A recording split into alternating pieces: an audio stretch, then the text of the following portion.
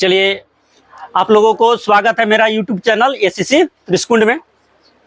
तो चलिए बच्चों, हम लोग कल पढ़े थे। अच्छा, सबसे पहले ये बात बताइए, कल आज हम लोग चीनी उद्योग के बारे में पढ़ने जा रहे हैं, लेकिन इससे पहले आप लोगों को मैंने कई उद्योगों के बारे में पढ़ा है। चलिए हम लोग जूट उद्योग पे बात करें थोड़ा सा, ठीक है? तैयार हो? तो बताइए, जूट उद्योग जो है, जूट उद्योग सबसे ज्यादा किस देश में उत्पादित किया जाता है? बांग्लादेश। गुड। देश की बात अगर किया जाए तो वह सबसे पहला देश कौन आएगा? बांग्लादेश। दूसरा स्थान पे कौन? भारत। तो भारत में सबसे ज्यादा जूट का उत्पादन कहाँ होता है? कहाँ होता है? पश्चिम बंगाल। यहाँ है तब पश्चिम बंगाल। तो पश्चिम बंगाल क्या है, देश है या राज? राज। कहाँ है यहाँ पर? यहाँ कौन सी है? अरुणाचल प्रदेश। तो बंगाल यहाँ होगा? यहाँ क्या है? यहाँ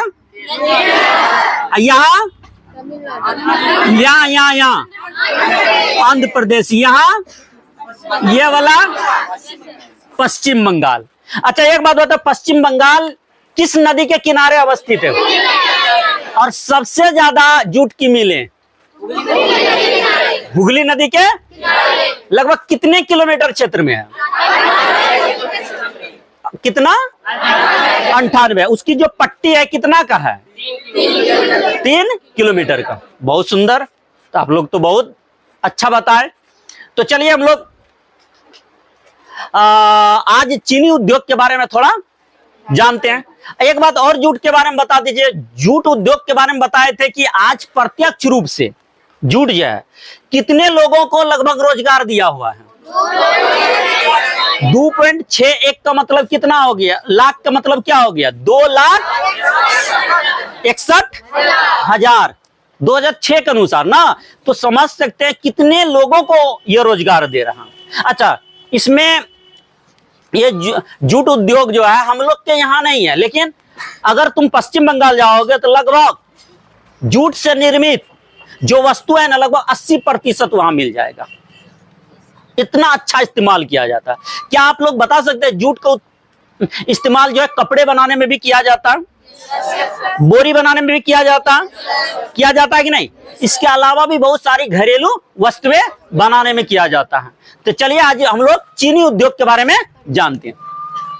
चीनी उद्योग का सर्वप्रथम जो ये उद्योग को लगाया गया था, बिहार के सारण के म्योधौड़ा है ना, एक स्थान है, उस जगह पे। कितना में?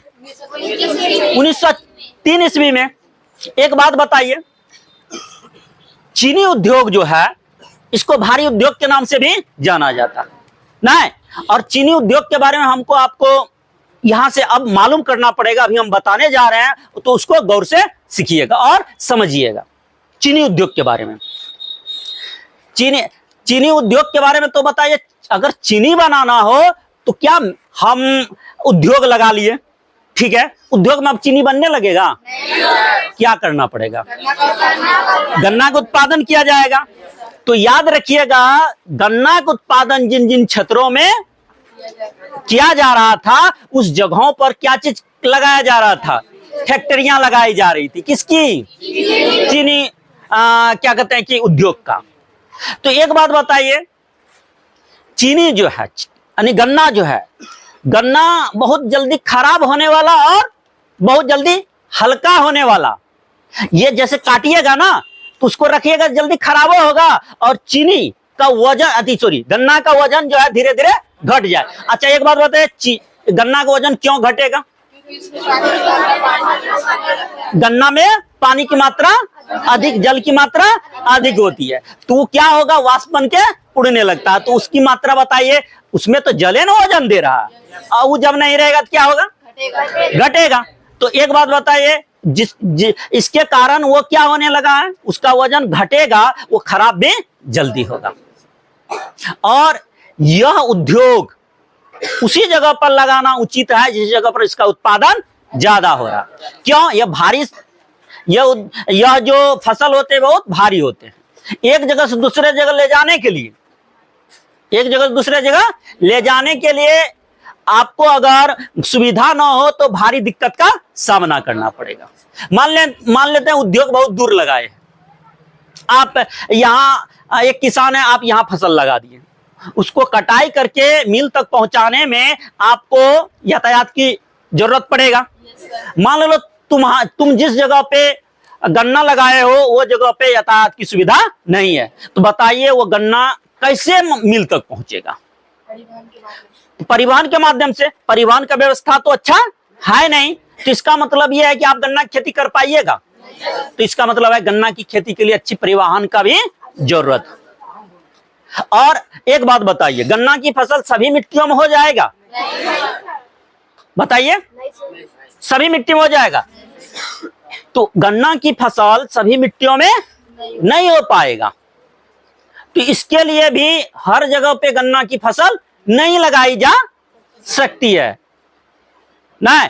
अच्छा, तो हम लोगों ने क्या पढ़ा? 2008 तक हमारे देश में टोटल गन्ना मिलों की संख्या कितनी? लेकिन महाराष्ट्र एक ऐसा राज्य है, महाराष्ट्र एक ऐसा राज्य है जहां केवल 134 मिल की स्थापना महाराष्ट्र ही किया ना। तो अब बताइए ये सारे कौन सी राज्य हैं? अच्छा, महाराष्ट्र अगर बोला जाए तो ये वाला होगा या ये वाला? ये है कि ये है महाराष्ट्र, ये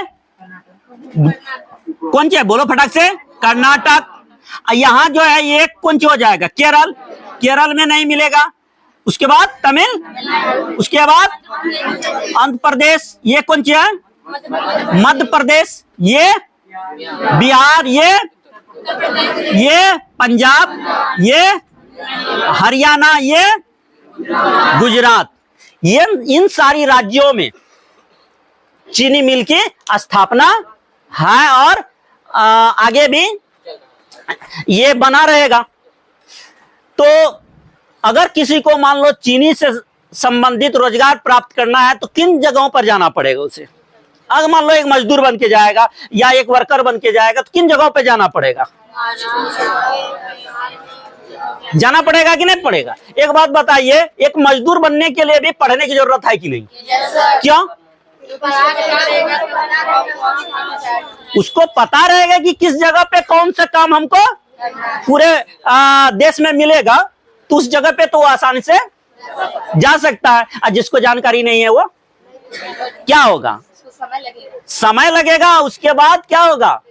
उसके अनुरूप काम नहीं मिल पाएगा। मिलेगा कि नहीं? तो इसीलिए हम लोग मान लो पढ़ लिख रहे हो, अगर मान लो नौकरी नहीं हो पाया, इंसान नौकरी के लिए पढ़ता, कौन सी के लिए पढ़ते हैं? समझ के लिए पढ़ते हैं। लोग कहा गया बल बढ़ाया बुद्धि, कहा गया है ना, लोग कहता है कि बल बढ़ाया बुद्धि। अगर हमारे पास शिक्षा नहीं है तो कोई भी काम बल पे करेंगे। अगर हमारे पास शिक्षा आ जाएगा, तकनीक आ जाएगा, तो हम बल नहीं तकनीक और बुद्धि का यूज करेंगे। करेंगे कि नहीं करेंगे?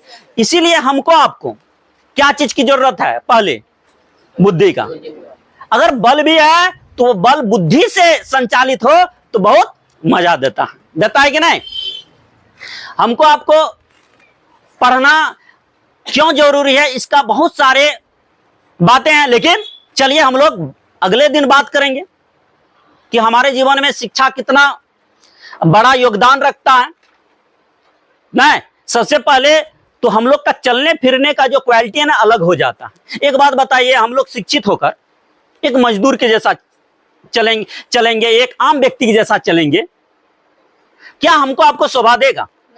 एक दिन बताए थे आप लोगों को कि हम लोग पढ़े लिखे हैं, पढ़े लिखे का बोली स्वभाव अलग क्वालिटी का होता है ना, कुछ अलग तरीके का होना चाहिए। नहीं होना चाहिए, उसका रुतबा ऑफिसर जैसा होना चाहिए, कुछ बनने का लालसा होना चाहिए, हुनर होना चाहिए। प्रत्येक दिन एक नया सिरा से सीखना चाहिए।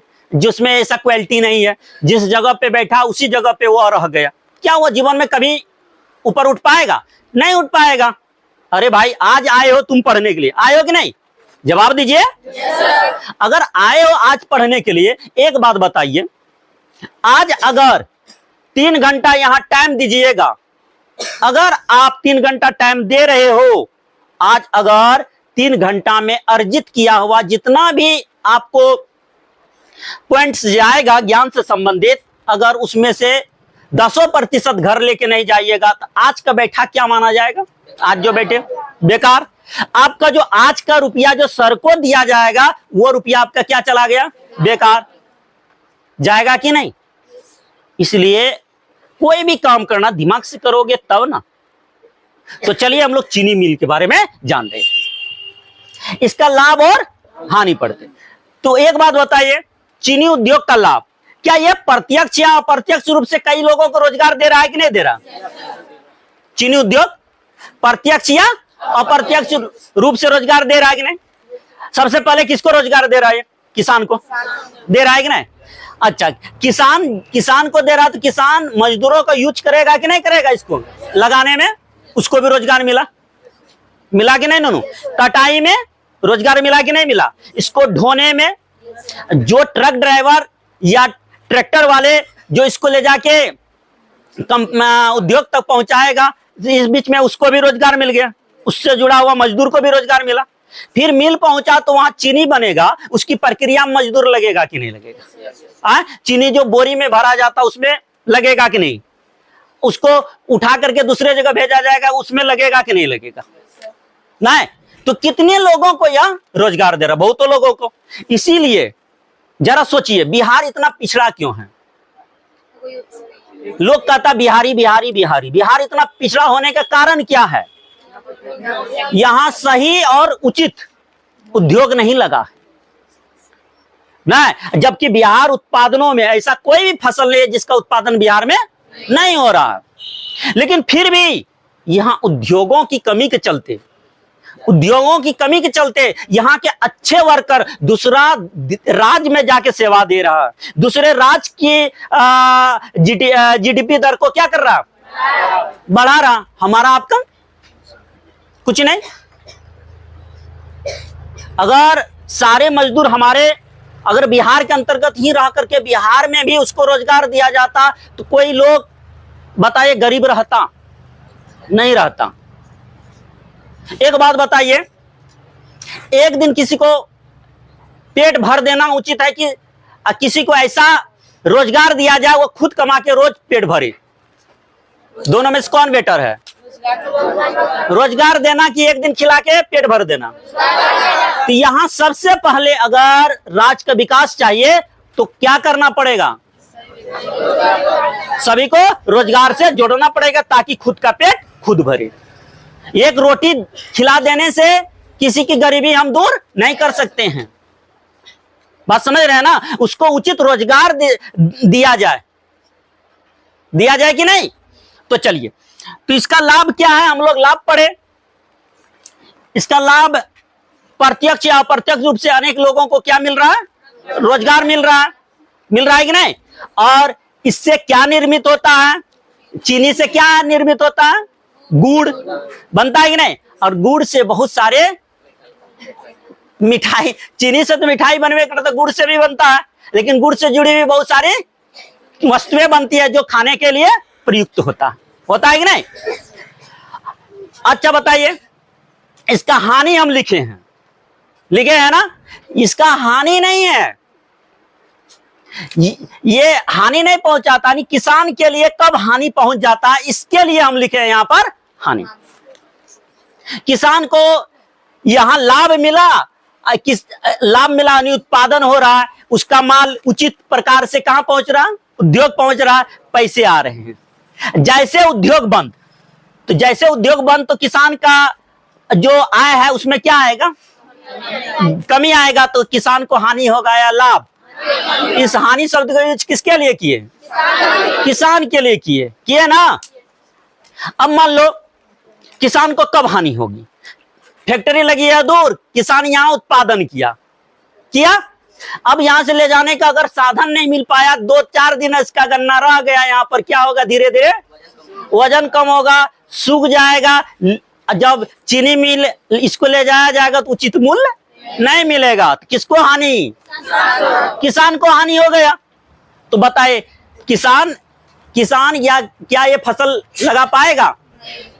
अच्छा, एक उद्योग के विकास के लिए क्या क्या जरूरी है? एक उद्योग के विकास के लिए सबसे पहला बिजली, मजदूर, परिवहन। अच्छा, उद्योग के लिए परिवहन क्यों जरूरी है?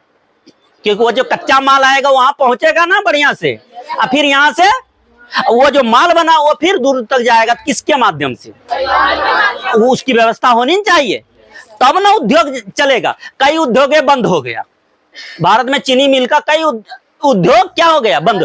कारण क्या हुआ होगा? उचित मात्रा में जितना बिजली की आवश्यकता हुआ नहीं मिलता होगा, परिवहन की कमी होता होगा, या मिल मालिक मजदूरों को रुपया अच्छा से नहीं दे पाता होगा। रुपया मिल मालिक का जो वर्कर है वो काम छोड़ के चला गया, तो जिसके चलते फैक्ट्रियां बंद हो गई। नहीं, ये सारी बातें है कि नहीं?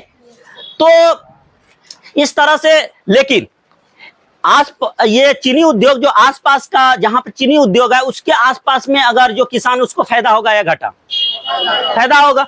तो अपने से माल को कहां पहुंचाएगा? फैक्ट्री में। तो अपने से जो पहुंचाएगा उसको उचित मात्रा में क्या मिल जाएगा? रुपया मिल जाए। लेकिन अगर हम दूर से ले जा रहे हैं तो क्या बीच में क्या आ रहा? परिवहन आ रहा। इसमें जो टॉट्स आएंगे, दलाल, जो तुम्हारे जो गन्ने की फसल को खरीद के उद्योग तक पहुंचाएंगे। आप एक छोटे किसान हैं, तो आप जब आप चाहिएगा कि कोई आए मेरा सामान, मेरा जो ये गन्ना है उसको खरीद के पहुंचा दे। कहां तक? फैक्ट्री तक। तो आप किसको दीजिएगा? बीच में जो आएगा वो व्यापारी, तो व्यापारी को दीजिएगा ना। वो आपसे क्या करेगा?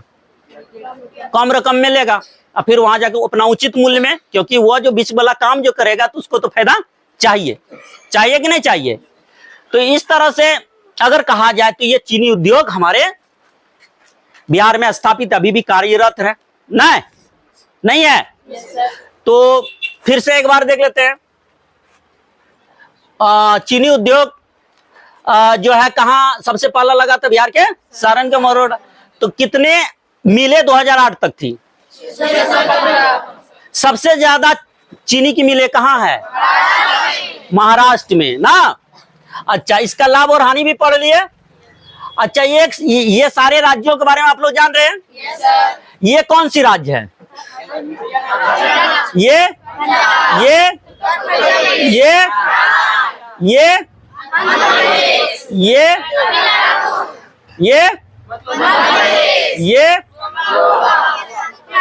कर्नाटक, ये इन सारे राज्यों में किसकी फसल लगाई गई है? किसका? चीनी का ना। तो चलिए इसमें जो भी बातें